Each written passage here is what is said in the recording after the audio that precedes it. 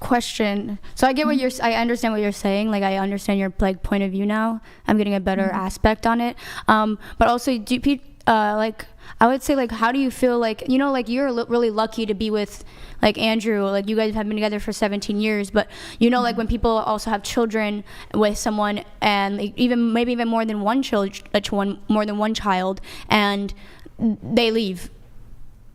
They leave, like, the man leaves. Then what? That's what happened to me. Yeah. So, like, how did you, I think you said that, yeah. So how did you do with that? Like, and what it said, like, you never met Andrew. Like, you know what I mean? Like, what would you, like, how did you get yourself out of a situation like that?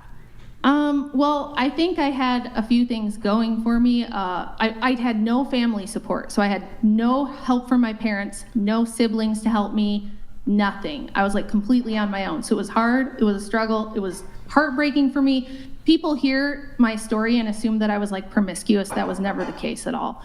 I had a really tough childhood, like a lot of you guys probably had. I did not have great parents. I was in a really messed up situation as a kid and didn't realize that I was making dumb choices either. So I picked a guy who took off, and that sucks, and I was heartbroken.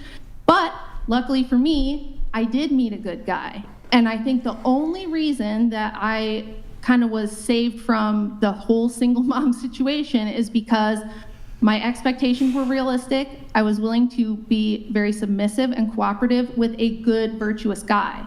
When I met Andrew, he didn't have like a ton of money or anything like that. We were both young. We were both knuckleheads too, but we were well-meaning knuckleheads, I guess. And he was like, look, I think you're great. By the way, I also tried to break up with him because I thought he was way too good for me. And I was like, look, my life's a mess. Please, please don't. It's going to be bad for you. And he was like, look, I'm fine with the situation as long as you're not going to give me trouble, as long as you're not going to, like, you know, fight me on everything. If we can do this together, then we can do this together. And that's what we did. And so since then, I've had to trust him, and I've had to not give him a bunch of shit, not fight with him over everything, submit when he says, look, honey, this is what we're going to do. Even if I have reservations, even if I'm not so sure, I go, all right, I trust you because you're the leader and I depend on you, right? It's not easy for women to do that because we're trained that if you do that, you're going to get abused, everything's going to go horrible, you know, so women are scared to do that. But if you find a good guy that at least has his basics, no guy's perfect, and they're all going to learn, just like I had to learn to be a wife, he had to learn to be a husband.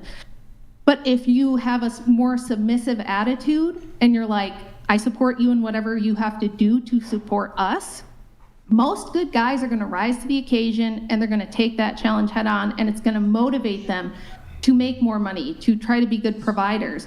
It's only when they feel like they're never appreciated and they constantly have to fight you on everything, usually, that they take off. Now, you might end up like I did with a guy who has like a substance problem and he takes off. And that sucks. There's no like perfect guarantees in life. But generally, most people's marriages break up because the woman just isn't going to submit ever. And so men are like, okay, why be the provider? Why be the leader if you're going to constantly fight me? Like, I can't do that. Yeah.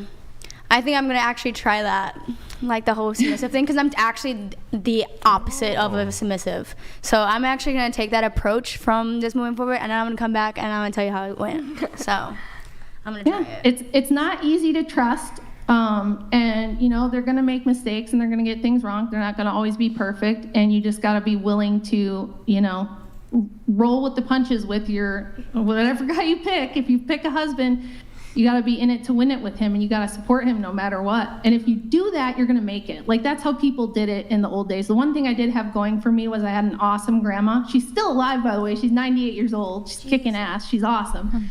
And luckily I had her. And so she had like this more kind of traditional mindset. And she would say, like, Rach, this is where you're kind of going wrong, and this is what you should do different. And so it was really helpful to me to have her. But yeah, try it. If you have a good guy and you're like, okay, I can see this man has some virtue, try not being a terrible bitch to him. Try being like cooperative, try being supportive, and not fighting him on things. And you might be really like, it was hard for me, okay? I'm really opinionated too. I have a big mouth. I'm sitting here chatting and blah, blah, blah, blah. But I was just like, all right, I'm going to go all in and give this everything I've got. And I'm sure glad I did, because 17 years later, I mean, I have a rock solid marriage, and I love Andrew more every single day. So one quick thing before I have Eric jump in.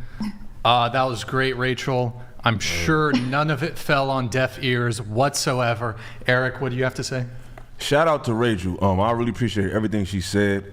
And I told you that earlier, but I'm glad you heard it from a woman, so now you see what it is. Yeah, no, like, I definitely hope to hear it from a woman. Exactly. See, but even that is a part of what she's talking about. And one thing this generation don't realize is y'all are a part. It's like we lived in a movie. Y'all grew up in the credits. And y'all arguing about people who seen the movie talking about the credits. That's not the movie.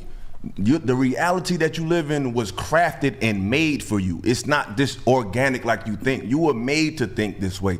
You were designed to be put in a situation where it's hard for you to find a place because of what happened in the past. So when you have people that's from a different generation, we're not talking to you like we're better than you.